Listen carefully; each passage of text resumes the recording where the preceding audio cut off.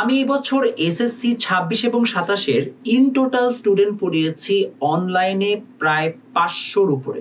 আমি যদি আমার কোর্সের ইন্ডিভিজুয়াল প্রতিটা স্টুডেন্টের হচ্ছে যে মানে প্রতিটা কোর্সে এনরোলমেন্ট হিসাব করি, তাহলে আমার কোর্সে এনরোল করেছে টোটাল হচ্ছে যে 800 থেকে 900 স্টুডেন্ট অনলাইনে। আর অফলাইনে যদি আমি হিসাবটা করি তাহলে সেটা 1000 ছাড়াবে। এই 1000 স্টুডেন্টকে পড়িয়ে আমি একটা জিনিস বুঝতে পেরেছি, সেটা হচ্ছে 9-10-এর বাচ্চাদের ওভারঅল বেসিক দুর্বল, এবং এই বেসিক দুর্বলতার পিছনে অন্যতম বড় দায় হচ্ছে এই নিউ কারিকুলামের এক্সপেরিমেন্ট। গত 17 বছরে আমাদের উপর যে নির্যাতন হয়েছে সেটা তো হয়েছেই, একটা খুবই সুন্দর প্ল্যানও করা হয়েছিল আমার কাছে মনে হয়, যেন আমরা জাতি হিসেবে পঙ্গু হয়ে যাই। এবং সেই পঙ্গুত্বর প্রথম ধাপটা ছিল মোস্ট প্রবাবলি নিউ কারিকুলামের নামে একটা জঘন্য জিনিস আমাদের মাথায় ঢুকায় দেওয়া। নিউ কারিকুলামের কিছু উদ্যোগ ভালো ছিল, যেমন বাংলা বইটা খুব সুন্দর লিখেছিল, এটা নিয়ে আমি একটা ভিডিও বানিয়েছিলাম। নিউ কারিকুলামে সব খারাপ না, বাট মেজরিটি জায়গায় ঝামেলা করছে।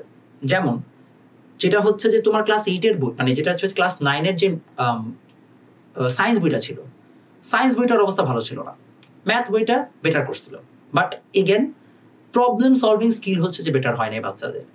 সো আমরা চেষ্টা করেছিলাম নিউ কারিকুলামে, বা প্রিভিয়াস সরকার চেষ্টা করেছিল যে হয়তো মুখস্থ বিদ্যা থেকে সরিয়ে একটু ডিফারেন্ট কোন একটা অ্যাপ্রোচে আনা, বাট মানে ইট ফেইলড মিজারেবলি, এবং সেটার মানে কষ্টটা এখন বর্তমান স্টুডেন্টরা ভোগ করছে। কেন আমি আপনাকে বোঝাই। গত মানে নিউ কারিকুলার এক্সপেরিমেন্টে কি হয়েছে জানেন? একটা বাচ্চা 7-8 2 ক্লাস কিছুই পড়ে নাই, কিছুই পারে না, সেই বাচ্চাটা এখন 9-এ উঠেছে।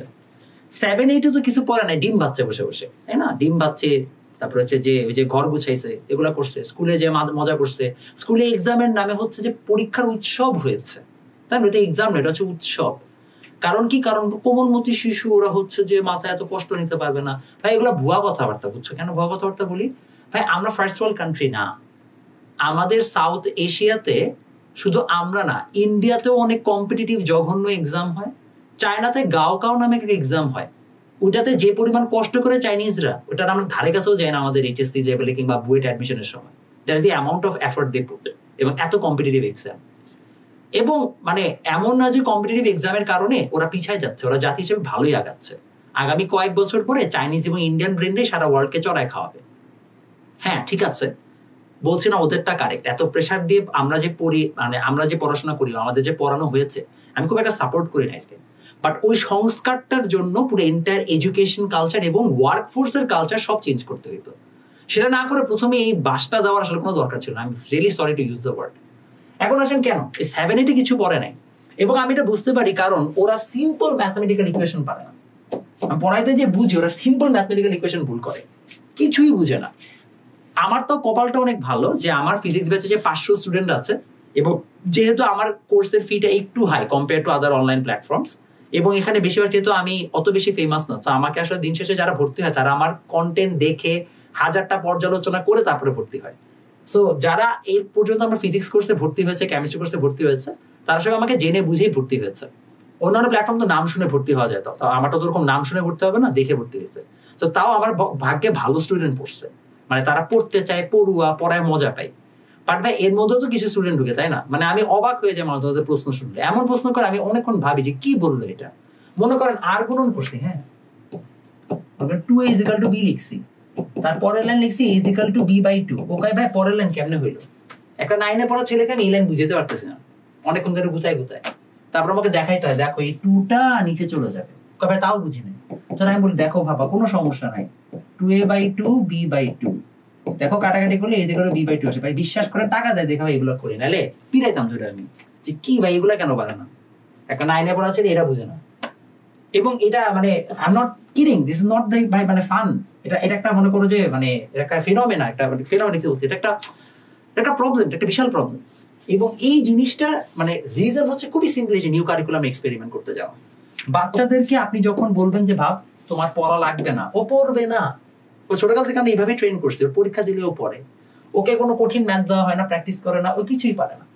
ওভারঅল এই জন্য 9-10 অবস্থা খুব সমস্যা। তাও আমি 9-এর ব্যাচ নিয়ে খুব একটা ভয় নাই, কারণ 9-এর ব্যাচকে আমরা আসলে গড়ে তোলার সুযোগ পাচ্ছি। আমরা বিগত 7 মাসে আমার অফলাইন ব্যাচে যেমন 9-কে আমি 6টা চ্যাপ্টার পড়াইছি। 7 মাস ধরে একটা বাচ্চাকে 6টা চ্যাপ্টার পড়াইলে ওর কিন্তু মোটামুটি গ্রোথ আমি এনশিওর করতে পারছি। বাট যেই বাচ্চাটা মনে করেন 10-এর, ওকে আমার বিগত 6 মাসের মধ্যে 7টা চ্যাপ্টার পড়াইতে হয়েছে, এবং ক্লাস 10-এ যে বাচ্চাটা আছে ওর কিন্তু আবার প্রিটেস্ট পরীক্ষা, সো হিসাব করলে ওকে কিন্তু যথেষ্ট কষ্ট করতেছে আমার ওকে নিয়ে।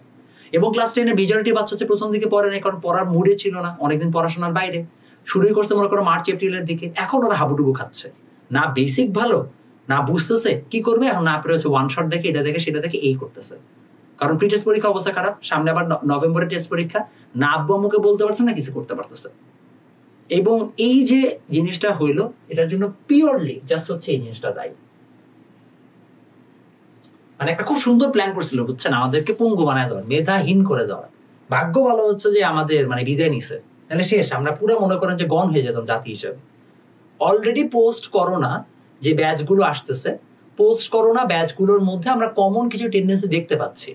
এদের অ্যাটেনশন স্প্যান কমে গেছে, এরা হচ্ছে যে পড়ুয়া না, তারপর হচ্ছে যে সাধারণত ওরা হচ্ছে যে কি বলে এটাকে, খুব তাড়াতাড়ি পড়া শেষ করতে চায়, কনসিস্টেন্ট পড়াশোনার মধ্যে থাকে না। তো এই জিনিসগুলো আমরা অলরেডি এই ব্যাচেসগুলোর মধ্যে দেখতে পাচ্ছি। মানে এটা করোনা পরবর্তী হচ্ছে যে ইস্যু, সেখানে হচ্ছে যে 9-10 যারা কিনা হচ্ছে অলরেডি এই নতুন কারিকুলামের মধ্যে দিয়ে গেছে, তাদের অবস্থা আরো করুন। যদি কোনো গার্ডিয়ান আমাদের ভিডিওটা দেখে থাকেন, আপনাদেরকে একটা অনুরোধ করব, বাচ্চাগুলোকে চেষ্টা করেন হচ্ছে যে সময় দিয়ে হইলেও বেসিকটাকে এখন থেকে গড়ে তুলতে। যদি এখন তাড়াহুড়া করে পড়ে ঠিকমতো না পড়ে আগায় যায়, ও জায়গা মতো ধরা খাবেই। এবং এমন না যে আপনার বাচ্চা পারতেছে না বলে কেউই পারতেছে না, ট্রাস্ট মি, আমি পড়াই, দেয়ার আর লট অফ স্টুডেন্টস যারা অলরেডি সিলেবাস শেষ করে বসে আছে। এবং এটারও রিজন আছে, আমি যখন গত বছর নিউ কারিকুলামের ক্লাস 9-এর সায়েন্সের কোর্স নিচ্ছিলাম, আমি এখানে বলে দিয়েছি, দেখো তোমার স্কুলে কি পড়াবে আমি জানি না, আমার যায়ও আসে না, আমি কিন্তু পুরান সিলেবাস ধরে আগাবো। আমি কিন্তু এখানে 100 বাচ্চাকে পুরান সিলেবাস ধরে আগাইছি, এটাই পরবর্তীতে আমার কাছে আবার ক্লাস 10-এ ভর্তি হয়েছে। এবং মেজরিটি এখানকার বাচ্চা যারা, তারা কিন্তু হচ্ছে পুরান কারিকুলামের জিনিসপত্র নিজের দায়িত্বে পড়ে নিছে। এরকম অনেক স্টুডেন্ট আছে, অনেক সচেতন গার্ডিয়ান আছে যারা কিনা নিজের দায়িত্বে বাচ্চার হচ্ছে যে জিনিসগুলোকে পড়াইছে। আপনি যদি এইগুলো এনশিওর না করেন, আপনার বাচ্চা তো বুঝবে না, ওর তো এত স্বাভাবিকভাবে এত বয়স মানে বয়স হয় না, ম্যাচুরিটি আসে নাই। ওকে কিন্তু হচ্ছে যে আপনার এই জায়গাতে গড়ে তুলতে হবে, ওর বেসিক ঠিক করতে হবে। বেসিক ঠিক করার জন্য ফাইন্ড আ গুড টিউটর, এর থেকে বড় কোনো সলিউশন নাই। আপনারা অনেকেই জিজ্ঞেস করেন, ভাই বেসিক ঠিক করা মানে কি বুঝাচ্ছেন, কি বুঝাচ্ছেন? ভাই বেসিক ঠিক করা মানে কি বুঝাচ্ছি, এটা আপনার বোঝা সম্ভবই না, এটার জন্য আপনার টিচার লাগবে। আমি আপনাকে সহজ একটা এক্সাম্পল দিয়ে বুঝাই, তাহলে বুঝে ফেলবেন।